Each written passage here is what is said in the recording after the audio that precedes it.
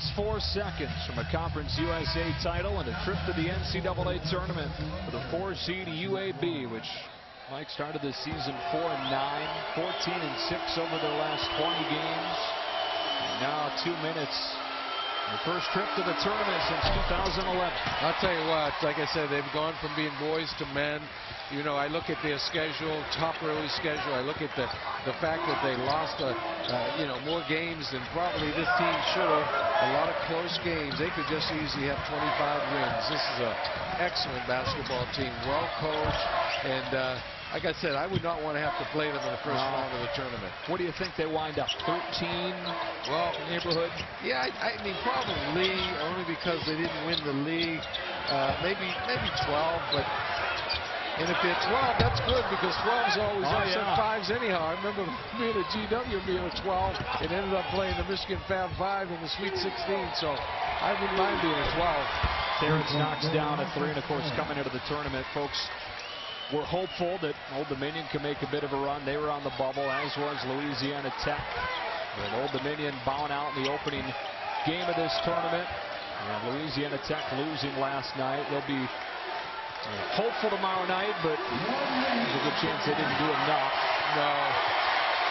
Unfortunately, when the bottom half of your league, really isn't that strong, then that really brings you down, and that's what hurt, I think, ODU and Louisiana Tech, to be very honest with you, because they're going to be as good. They're as good as a lot of teams that are going to be in the tournament. So we wind down here a half minute in this final, and they get a foul to get several subs to check into the game. And this crowd will salute Jared Haas and the starters as they leave the floor. Big hug over there by the big guy. A lot of love in the house. You know, it's great to see the coach have an opportunity to be able to congratulate these young players, and the little point guard's the last guy, and he might be the most important one, to be honest with you. Will Norton. And of course, if you follow college athletics at all, you know about what the UAB athletic department has gone through over the last year, dropping the football program. It's been such a rocky ride for this athletic program over the last year, with Ray Watts, university president, making the decision to drop the program in December. He hasn't made an appearance, at least through yesterday, here at the conference tournament. It has not been the most pleasant of times in this athletic program. So this run that this basketball team has made, somewhat galvanizing this UAB fan base, this Birmingham community. They surround the program, hosting the tournament. They'll rip off 3 wins in 3 days to win the tourney. I'm looking at that foul. I'm saying, now why? Why would you foul him there? Get in the scores column. I don't know. Well, first of all, they shouldn't. They should. Hey, listen. If they take another shot, that guy, I'd have him run suicides tomorrow. To be honest with you, this game is over. Let's get, no foul him to get the ball back.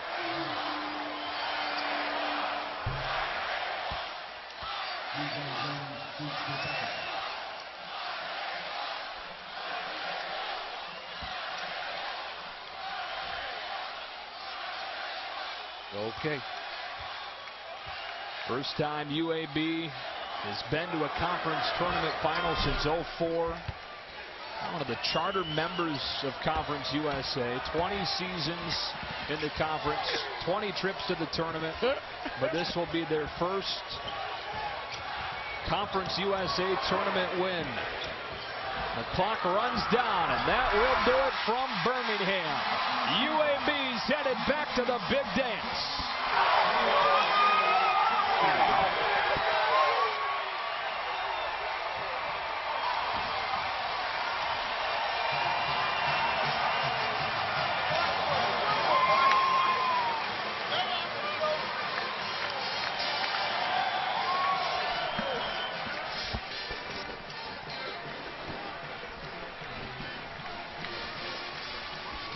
So Jared Haas, who made 12 NCAA tournament trips as an assistant under Roy Williams at Kansas and in North Carolina, now makes his first as a head coach. First trip to the dance since 2011 when UAB went as an at-large. The first time they've won a conference tournament title since the 80s. And they won several as a member of the Sun Belt. Won 4 tournament titles in the Sun Belt. But their first as Conference USA's champion comes in their 20th season in the conference. And it comes in front of their home crowd.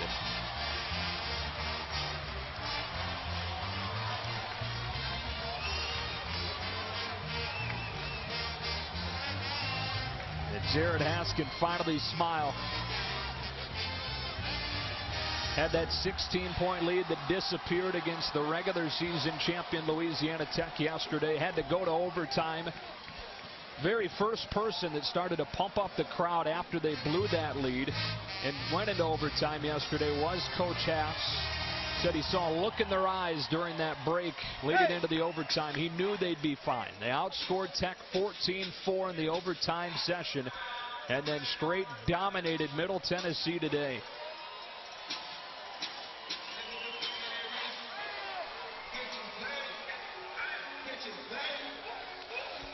They shoot 64% during the second half, above 50% for the game. And beat Middle Tennessee 73-60.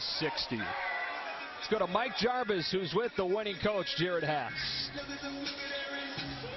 So, Coach, are we ready to go? All right, Coach, just tell me, what does this feel like for you? It's unbelievable, and there's been so much hard work. The guys had every chance this year to give in, and we never did. I've been lucky enough to be a part of teams that have gone to the NCAA tournament. They have not, and I told them all year it's a special, special thing that I would do just about anything to help them get that feeling, and to see it right now is pretty cool. Where do you watch Selection Sunday, Coach?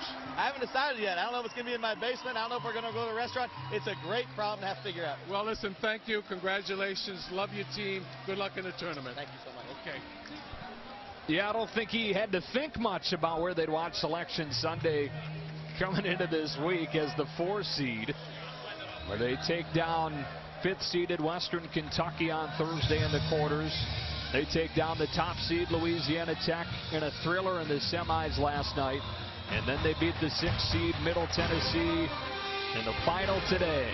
73-60 the final score. Congratulations to UAB, the 2015 Conference USA champions, headed to the big dance. They'll see where on Selection Sunday tomorrow. Now we take it to Miami, the FIA Formula E Championship.